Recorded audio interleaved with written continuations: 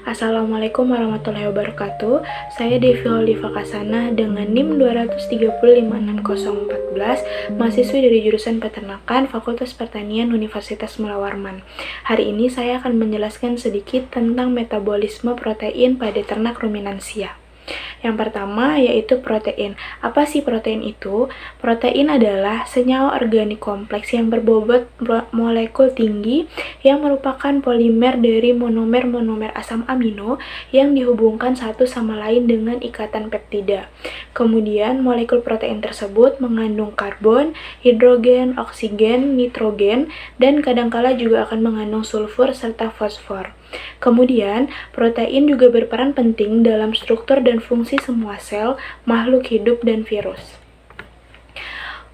Protein memiliki beberapa fungsi. Yang pertama yaitu menggantikan sel-sel tubuh yang rusak, sebagai antibodi dalam menjaga sistem kekebalan tubuh ternak, sebagai transportasi bagi nutrien, dan juga sebagai komponen penyimpanan. Protein adalah salah satu nutrien yang dibutuhkan oleh ternak ruminansia yang sangat penting, terutama bagi ternak muda untuk masa pertumbuhannya. Kemudian, kebutuhan protein di dalam ransum dipengaruhi oleh jumlah yang dibutuhkan untuk hidup pokok, pertumbuhan, serta produksi dari ternak itu sendiri. Kemudian, asam amino. Hasil akhir dari penguraian protein di dalam usus kecil yaitu asam amino. Asam amino ini kemudian akan diserap oleh aliran darah dan digunakan oleh sapi untuk pertumbuhan, perawatan jaringan, serta produksi susu. Asam amino sendiri adalah senyawa organik yang memiliki gugus fungsi karbosil dan amina, serta rantai samping atau gugus R yang spesifik untuk setiap jenis asam amino. Jenis-jenis asam amino terbagi menjadi dua, yaitu asam amino esensial dan asam amino non-esensial. Apa sih asam amino esensial itu? Asam amino esensial yaitu asam amino yang tidak dapat disintesis oleh tubuh ternak sehingga harus tersedia di dalam ransum. Kemudian untuk asam amino non-esensial sendiri yaitu asam amino yang tidak dibutuhkan di dalam ransum karena dapat disintesis oleh tubuh ternak itu sendiri. Kemudian kita masuk ke dalam metabolisme. Metabolisme adalah sejumlah proses yang meliputi sintesis dan perombakan dalam organisme hidup. Sebagai contoh yaitu sapi perah. Sapi perah membutuhkan nutrien utama yaitu karbohidrat, protein, dan lemak sebagai bahan bakar pembentukan energi untuk memenuhi kebutuhan hidup pokok dan produksi susunya. Kemudian, metabolisme terdiri atas proses anabolisme dan katabolisme. Yang pertama yaitu proses anabolisme. Proses anabolisme itu sendiri yaitu penyusunan senyawa sederhana menjadi senyawa yang lebih kompleks. Kemudian untuk proses katabolisme sendiri yaitu pemecahan senyawa kompleks menjadi senyawa yang lebih sederhana.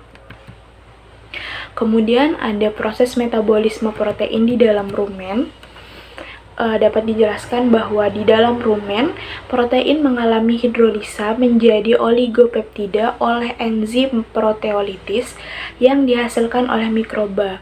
Kemudian sebagian mikroba tersebut akan memanfaatkan oligopeptida ini untuk membuat protein di dalam tubuhnya. Kemudian sebagian lagi oligopeptida tersebut akan dihidrolisa lebih lanjut menjadi asam amino. Kebanyakan mikroba rumen tidak dapat memanfaatkan asam amino tersebut secara langsung. Diduga mikroba rumen tersebut, terutama bakteri, tidak mempunyai sistem transport untuk mengangkut asam amino ke dalam tubuhnya. Lebih kurangnya sekitar 82% mikroba yang ada di dalam rumen dapat menggunakan nitrogen amonia. Karena itu, mereka lebih suka merombak asam amino tersebut menjadi amonia, seperti yang dapat dilihat di dalam gambar tersebut. Kemudian, sebagian asam amino tersebut yang ada di dalam rumen itu akan dideaminasi oleh mikroba rumen, kemudian akan melepaskan asam lemak terbang atau PFA, karbon dioksida, dan amonia dari kerangka karbon yang tersisa. Kemudian, ada proses pemecahan dan penguraian protein di dalam rumen. Pada bagian tersebut, menunjukkan bahwa mikroba rumen memecah protein menjadi peptida dan asam amino. Kemudian hasil akhir dari fermentasi tersebut berupa asam lemak terbang atau PFA, asam ketoalfa, dan amonia yang akan digunakan untuk mensintesis protein bagi pertumbuhan dan perkembangan mikroba rumen. Sedangkan untuk hasil akhir dari pencernaan protein yang tidak dapat dimanfaatkan oleh tubuh, yaitu ada gas, karbon dioksida, dan metan. Kemudian produksi amonia yang dipengaruhi oleh kandungan protein di dalam pakan. Hal ini terjadi karena amonia diproduksi dari berbagai sumber protein dan pembentukannya akan bergantung kepada besarnya sumber protein pada pakan yang dikonsumsi. Untuk faktor utama yang mempengaruhi produksi amonia yaitu ketersediaan karbohidrat di dalam ransum sebagai sumber energi atau rantai karbon untuk pembentukan protein mikroba. Protein pakan di dalam rumen itu sendiri akan mengalami proteolisis oleh enzim protease yang dihasilkan oleh mikroba rumen menjadi peptida yang memiliki rantai pendek. Kemudian peptida ini akan dihidrolisis menjadi asam amino dan sebagian peptida akan digunakan bakteri untuk pengguna asam amino itu sendiri. Terima kasih. Itu materi yang bisa saya jelaskan tentang metabolisme protein pada hari ini.